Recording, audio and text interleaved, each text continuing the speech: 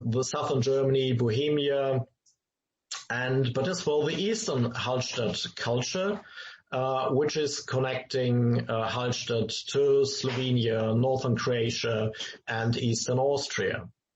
So Hallstatt is a site like a spider in its web net,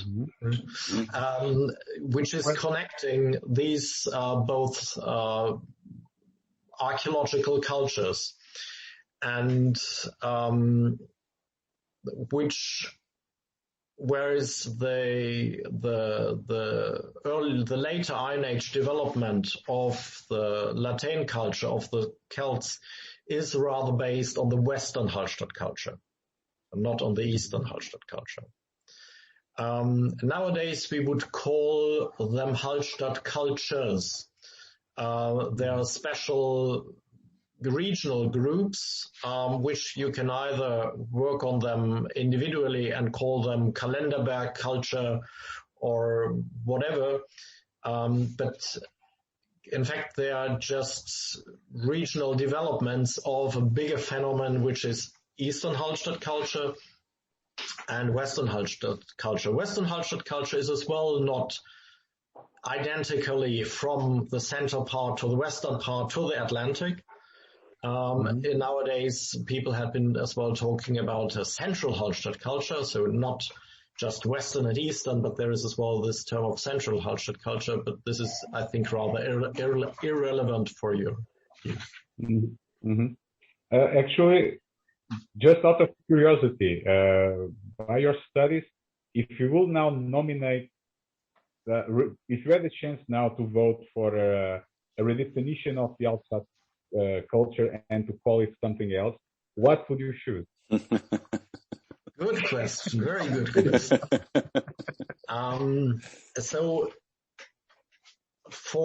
usually we are using type sites.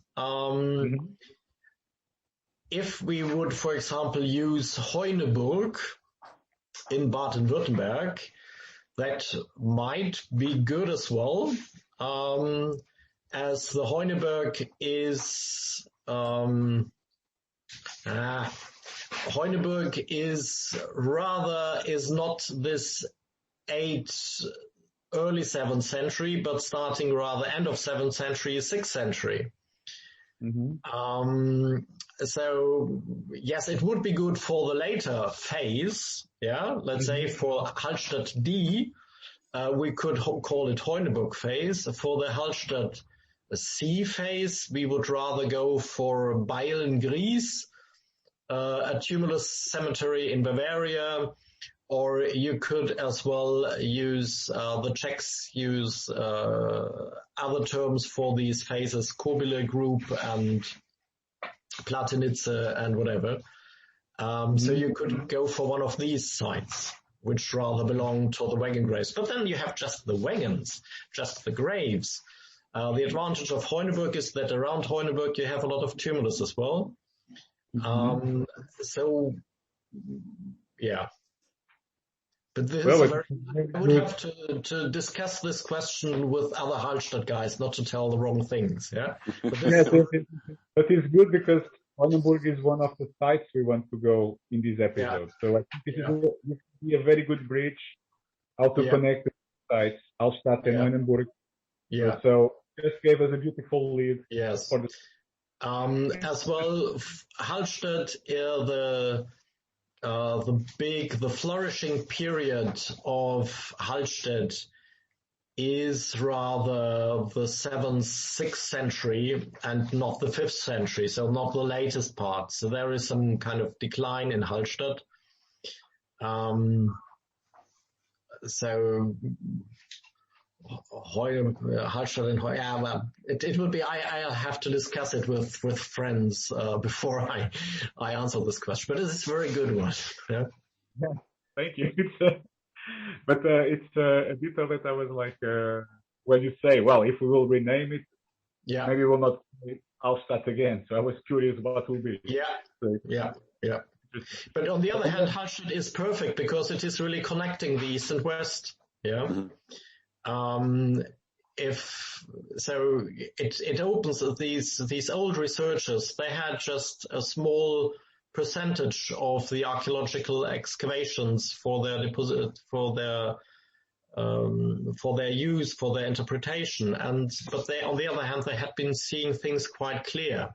As well, the site Laten is a very difficult site, as it is a ritual site, as it is mainly of 3rd century, and has some small finds from 2nd, 1st century AD, really nothing from 5th century.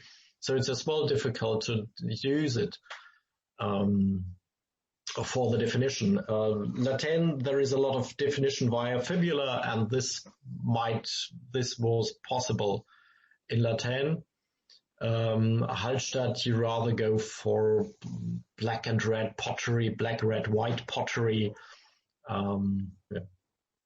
And I'm just curious, it's just a little bit out of topic, but as you know, the archaeology of these days, do you think that something like this is possible, that can happen, that it will be, that the history will be redefined from like the actual knowledge that we have, and the whole period can be changed, like the name of the period, because it wouldn't make sense for some reason, or is no chance? It's so deep, like in.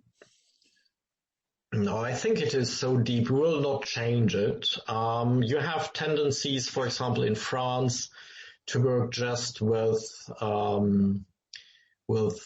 absolute dating, so with centuries. But there are many problems with that. So in Germany, probably Czech Republic as well, we are not so comfortable with these pure absolute datings. And the absolute datings had been changing over the last year, so it might get settled.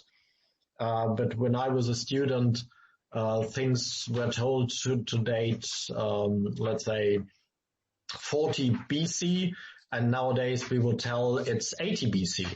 Mm-hmm. Over the last 20 years, we thought that early Latin culture starts around 475, 480. Now we rather go for 450. Mm-hmm. Mm-hmm.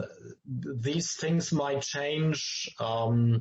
In France, there was a terminology of Latin 1, 2, 3, but they rather adopted the German system Latin A, B, C, D, so a 4 division, which, in my opinion, the French model is better. Mm-hmm. And I'll try as well to combine these models as the cultural phenomenon are better described by the French system, whereas the archaeological material itself, this is better by the German system, but the phenomenon, this is better described by the French. Mm-hmm. But we will not change and give a new name. No. Say Marek, sorry. Yeah. Back to the Hallstatt, because as I know that the Hallstatt culture was related with rituals. Mm-hmm. Can you just what do we know about those rituals? What kind of rituals they did? Yes. So a ritual is something which is repeated. And in a ritual is a lot of moving, gesture, spelling, speaking. All this we don't know. But we know that the whole prehistory from the very beginning is connected with repeating things which it's wet outside, is connected with repeating phenomena which we can't really explain. And this is going to the religious sphere. For the Hallstatt period, you have